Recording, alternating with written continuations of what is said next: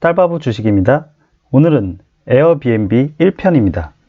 에어비앤비는 지난 12월 10일 상장했습니다.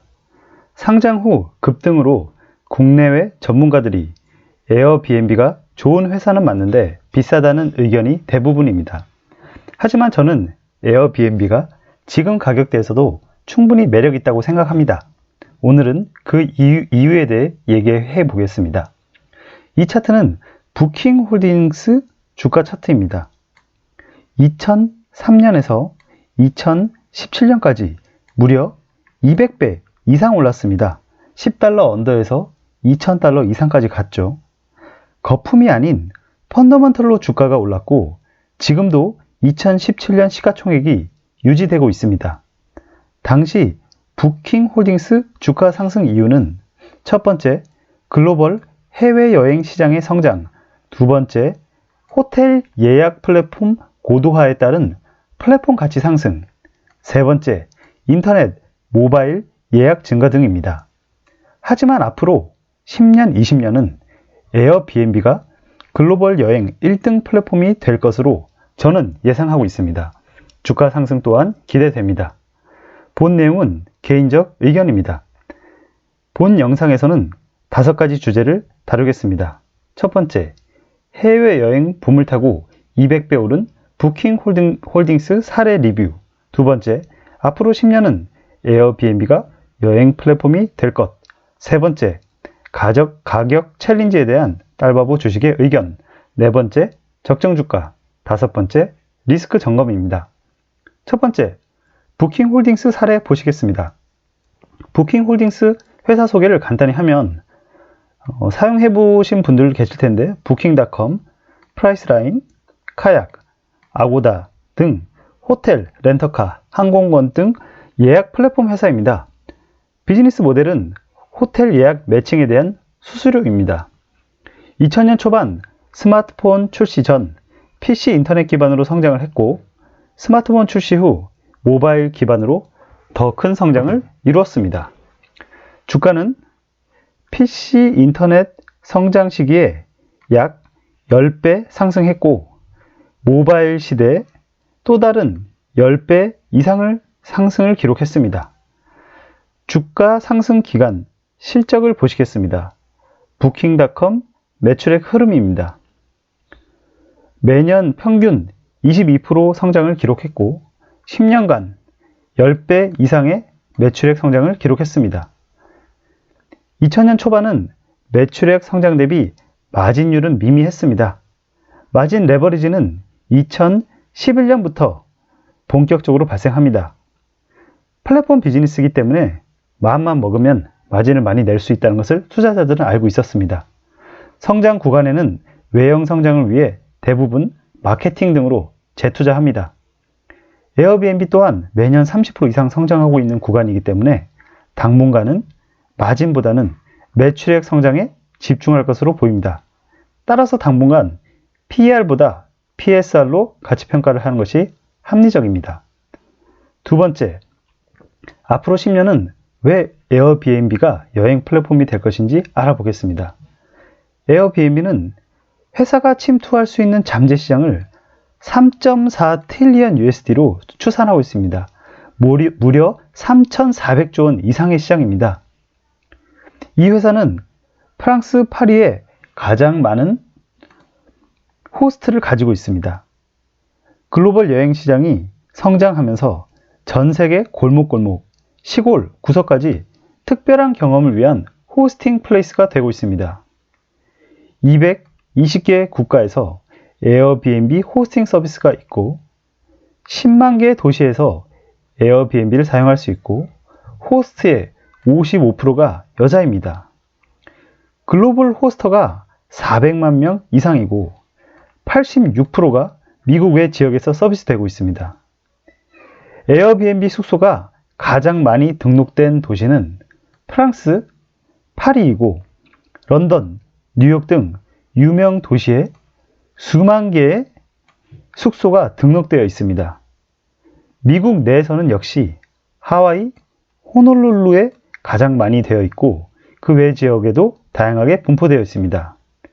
이 차트는 코로나 전까지 에어비앤비 성장성을 보여주는데 연말 에어비앤비 숙박수 트렌드를 보여줍니다. 매년 30% 이상 높은 성장을 보여줍니다. 에어비앤비 수요는 해외여행, 국내 여행, 주변 여행, 단기 숙박, 출장, 장기 숙박, 한 달 살기 등 수요층이 계속 다양해지고 있습니다. 저는 개인적으로 코로나 전에 하와이 가족 여행을 갔는데 에어비앤비 5박씩 2번 사용했습니다. 호텔 대비 가성비가 좋고 선택의 폭이 넓습니다. 또한 숙소에 따라 로컬 호스터와 만남을 통해 지역에 대한 정보를 얻을 수 있고 로컬과 만남 자체가 여행을 더욱 풍성하게 합니다. 에어비앤비 이용 경험이 없으신 분들을 위해 몇 개의 숙소를 샘플로 보여드리면 이 숙소는 암스테르담의 한 숙소이고 이 숙소는 로마의 한 숙소이고 이 숙소는 LA의 한 숙소입니다. 숙소의 형태는 다양합니다. 비싼 숙소부터 저렴한 숙소도 있고요. 부업으로 운영하는 호스터도 있고 전업으로 하시는 분도 계시고 완전히 상업화된 숙소도 있습니다. 실제 게스트 리뷰를 남길 수 있기 때문에 퀄리티는 알아서 관리됩니다. 게스트 리뷰 및 평점은 에어비앤비가 강력한 플랫폼이 되고 있는 데이터베이스가 되고 있습니다. 다음은 실적 챌린지에 대한 제 의견과 적정 주가에 대해 말씀드리겠습니다. 이 차트는 에어비앤비 매출액 및 재추정치입니다. 코로나 전까지 회사는 매년 50% 이상 성장하고 있었습니다. 매출액이 늘어나면서 성장률은 둔화되겠지만 코로나 이후에도 20% 후반 성장을 이어갈 것으로 예상합니다. 2020년 올해 코로나로 역성장이 예상되지만 21년 하반기부터 빠른 회복이 예상되고 그 후부터 예전 성장세를 회복할 것으로 예상합니다. 25년 매출액은 약 16빌리언 USD를 예상합니다. 이 차트는 에어비앤비 영업이익 차트 및 재추정치입니다. 사실 실적 성장에 대한 챌린지는 별로 없는 것 같지만 밸류에이션 챌린지가 많습니다. 에어비앤비는 향후 5에서 10년간 매출액 성장에 집중하고 마진은 자연스럽게 따라오는 그림을 그릴 것으로 예상합니다. 이는 과거 부킹홀딩스와 같은 내용입니다. 따라서 2025년까지는 PSR로 적정 가치를 산정하고 그 후로는 PSR, PR 둘 다 적용해도 될 것 같습니다. 에어비앤비 적정 가치는 PSR과 PR 두 가지 접근법으로 산정해 보았습니다. 21년 추정 매출액 6빌리언에 PSR 30배를 적용하면 시총은 180조, 가격은 300달러가 나옵니다. 25년 매출액 16빌리언에 PSR 12배를 적용하면 시총 190조, 주가 300달러 좀 넘게 나오고요. 2030년 매출액 44조에 PSR 7배를 적용하면 시총 300조 좀 넘게 나오고요. 주가는 500달러 이상 나옵니다. 여기서 챌린지는 매출액 산정 근거, PSR 멀티플 근거입니다. 매출액은 코로나 이후 평균 성장률 25%를 적용했는데 그간 50% 이상 성장을 감안하면 충분히 가능하다고 생각합니다. 또한 회사가 추정하는 시장인 3,400조 원 대비 이렇게 성장하더라도 점유율은 1.3%로 대상 시장이 워낙 크기 때문에 충분히 가능하다고 봅니다. PSR은 고성장 구간에 30배를 적용했으나 결국 12배, 7배로 적정 수준만 적용해도 적정 가치는 300조 이상이 나오는 구조입니다. PR은 2025년부터 적용해 보았습니다. 회사 마진율은 급격히 올라갈 것으로 보입니다. 플랫폼 기업 특성상 외형 성장에 따라 마진 개선은 시간 문제입니다. 과거 부킹홀딩스도 과거 순이익률이 1에서 2% 수준이었는데 최근 순이익률은 30% 수준입니다. 저는 2025년 에어비앤비 순이익률을 14%로 가정했고 2030년 순이익률을 20%로 가정했습니다. 이는 부킹 홀딩스 현 순이익률 30% 대비 보수적 가정입니다. 그렇게 산출된 에어비앤비 2025년 순이익은 2.3 빌리언, PER 80배를 적용하면 적정 가치는 180조, 주가 기준 약 300달러입니다. 2030년 순이익에 PER 35배를 적용하면 적정 가치 300조, 주가는 약 500달러로 나옵니다. 적정 가치 산출은 2025년 TSR과 PER을 감안하여 산출하였습니다.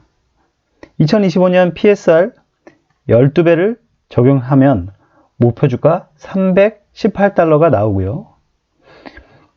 25년 PER 80배를 적용하면 목표주가는 약 306달러가 나옵니다. 저는 300달러를 1차 목표가로 제시합니다. 다만 장기 주가 목표를 300달러로 제한하는 것은 아닙니다. 앞서 보신 바와 같이 500달러 이상도 상황에 따라 가능합니다. 물론 반대의 경우도 가능하고요. 제 목표가는 실제 주가 방향과 전혀 다를 수 있음을 다시 한번 강조드립니다. 목표가 산출 로직을 공유해 드리오니 시청자 여러분은 본인만의 적정 잣대를 가지고 목표가를 산출해 보시면 됩니다. 다양한 의견 댓글로 주시면 감사하겠습니다. 마지막으로 리스크 점검입니다. 에어비앤비 리스크는 크게 세 가지로 봅니다. 첫 번째, 규제 리스크인데 국가, 도시마다 에어비앤비를 규제하고 있습니다. 에어비앤비를 통해 관광산업 활성화, 관광객 유입을 통한 도시경제 기여 등 긍정적 내용도 있지만 부동산 가격 상승, 기존 호텔 사업 타격 등 부작용도 있습니다. 그런데 이 부분은 이미 지난 10년간 검증된 부분입니다. 유럽 여러 도시에서 규제가 있었지만 관광산업 활성화 및 세수 증대 효과가 있어 규제는 완화되는 분위기입니다.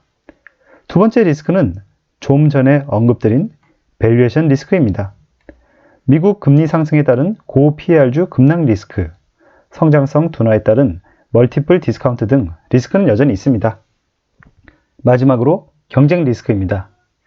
에어비앤비와 비슷한 기업이 각국 로컬에 있다고 합니다. 다만 에어비앤비가 선점 효과를 강하게 누리고 있고 엄청난 IT 투자를 통해 서비스가 고도화되면서 더 좋아지고 있어 후발주자가 따라가기 어려울 것으로 보입니다. 마지막으로 에어비앤비 숙소 몇 개를 보시면서 마무리하시겠습니다.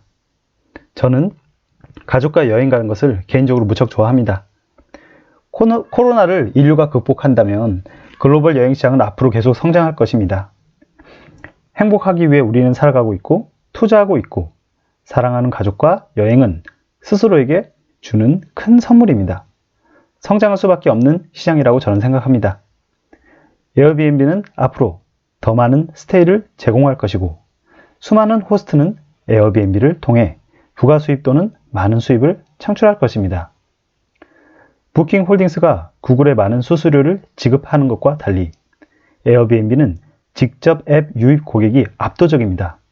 그만큼 글로벌 존재감이 강력하다는 것이고 자체 플랫폼 파워가 있다는 것입니다. 이 플랫폼 파워는 숙박은 물론이고 숙박 관련 로컬 식당, 로컬 액티비티 등으로 사업 영역을 확장할 계획입니다. 이 플랫폼의 성장과 회사 가치 상승은 함께 할 것으로 예상합니다. 장기 투자 종목 중 좋은 대안으로 판단합니다. 긴 영상 시청해 주셔서 감사합니다. 댓글로 다양한 피드백 부탁드립니다. 좋아요, 구독 감사합니다. 좋은 한 주 되세요.